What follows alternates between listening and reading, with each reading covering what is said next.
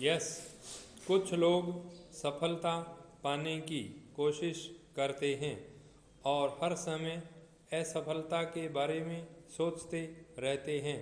यह कैसा विरोधाभास है। यह तो दूध और खटाई को एक में डालने जैसी बात है।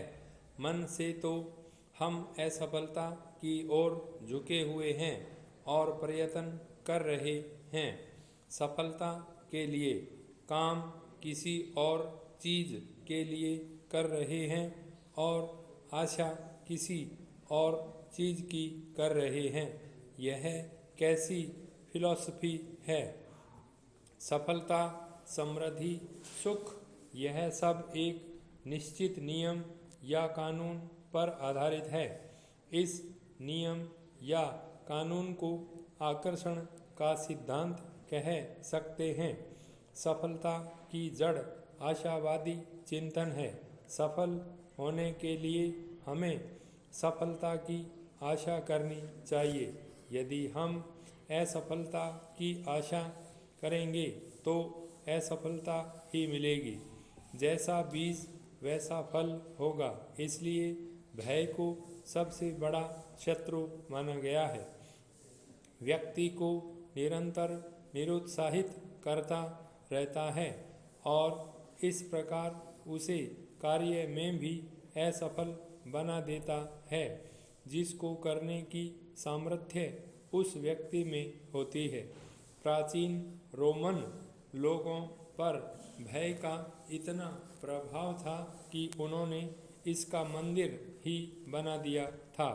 महत्वाकांक्षा इच्छा की हत्या कर डालती है, उत्साह को उड़ा देती है, कार्यारंभ की शक्ति नष्ट कर देती है। मनुष्य के मन पर जब भय का आक्रमण होता है तो उसके अंग प्रत्यंग निश्चेष्ट हो जाते हैं।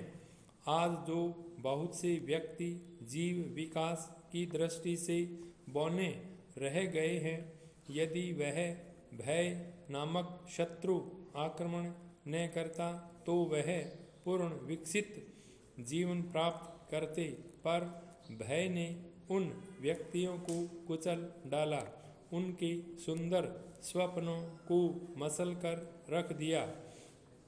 सच्चाई तो यह है, भय का जन्म अज्ञान से होता है। हम भयग्रस्त होते हैं क्योंकि हम अपनी कार्य शक्ति और सामर्थ्य, आशाओं और संभावनाओं के प्रति सावधान नहीं रहते। हमने अब तक अपनी शक्तियों के एक छोटे से अंश का ज्ञान प्राप्त किया है। हमें अपने साधनों की पूरी जानकारी नहीं है। शक्ति का एक विशाल सुरक्षित भंडार हमारे भीतर विद्यमान है, जिसकी हम अब तक खोज नहीं कर पाए। हमारे भय का मुख्य कारण यह है कि हम अपने आप को एक पृथक इकाई समझते और पृथक व्यक्ति मानते हैं। वास्तविकता यह है कि हम उस कर्ता की विशाल योजना के एक अभिन्न अंग मात्र हैं। साथ ही स्वयं हमारा भी पुनर्निर्माण और पुनः सृजन होता रहता है। हर पल हमारा नया निर्माण होता है। जितनी बार हम सांस लेते हैं उतनी ही बार हमारी रचना होती है। कर्ता को उसकी कृति से अलग नहीं किया जा सकता, वह तो सर्वशक्तिमान है। असफलता की आशंका से भय प्राय होता है। हम यह नहीं सोचते कि जब हम सफलता के स्रोत से अपना संबंध जोड़ लेंगे तो असफलता ही नहीं रह जाएगी। हम रोग से भयभीत क्यों होते हैं।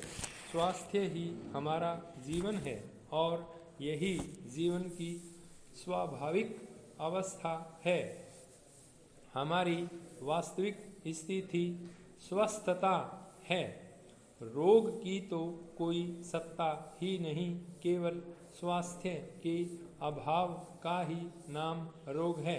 हम निर्धनता की आशंका से भयभीत होते हैं, क्योंकि हमें इस बात का पता नहीं कि हमारे जीवन का स्रोत जहाँ से प्रवाहित हो रहा है वहाँ समस्त पदार्थों का अक्षय भंडार है। यदि हमें इतना पता हो कि हमारे पास ही समस्त वस्तुओं का अथाह भंडार है जो हमारे अभाव को तुच्छ बना सकता है, तो हम निर्धनता की हंसी उड़ाने में समर्थ हो सकते हैं। हम अपने दृष्टिकोण के कारण ही अपने साधनों के केवल अंश मात्र को ही देख पाते हैं। हम अपने आप को अपने शरीर तक ही सीमित मानकर चलते हैं और उस विशाल अथाह भंडार से अपना संबंध विच्छेद कर लेते हैं।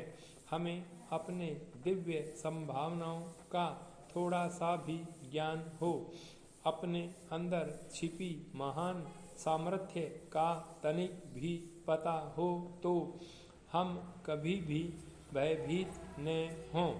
खेद है कि हम अपने विषय में जब भी अनुमान करते हैं अपने आप को बहुत छोटा बना लेते हैं।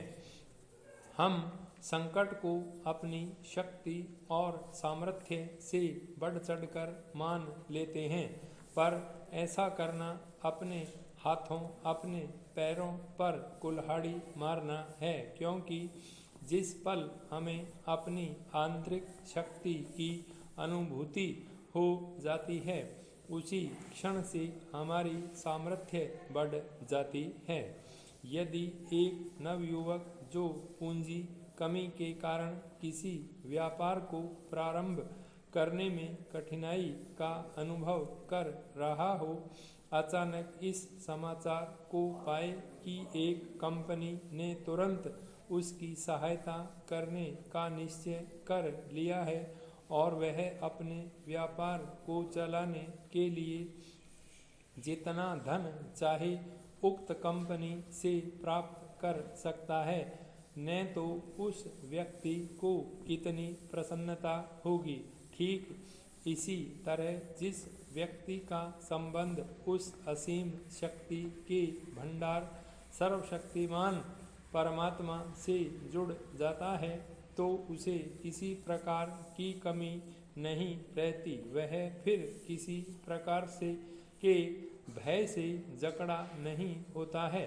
फिर जितनी चाहो शक्ति ले लो, जितनी चाहो सामर्थ्य प्राप्त कर लो, कभी कोई कमी महसूस नहीं होगी। वास्तव में हम तुच्छ तब बनते हैं जब हम भय को उस परमात्मा से बड़ा मानकर उसके आगे झुकने लगते हैं और परमात्मा से संबंध विच्छेद कर लेते हैं। यदि हम ऐसा न करें तो हमारा जीवन और अधिक ऊंचा और अधिक महान बन सकता है। प्राय गरीबी का विचार मात्र ही हमारी जीवन शक्ति पर गहरी चोट करता है। इस बात का विचार कि हम अपनी और अपने परिवार की उदर पूर्ति कैसे करेंगे हमें अशांत कर देता है। केवल शारीरिक कष्ट, यहाँ तक कि भोजन का अभाव भी इतना दुखदायी और रक्त शोषक नहीं होता जितना कि निर्धनता का विचार। पाई स्टॉप।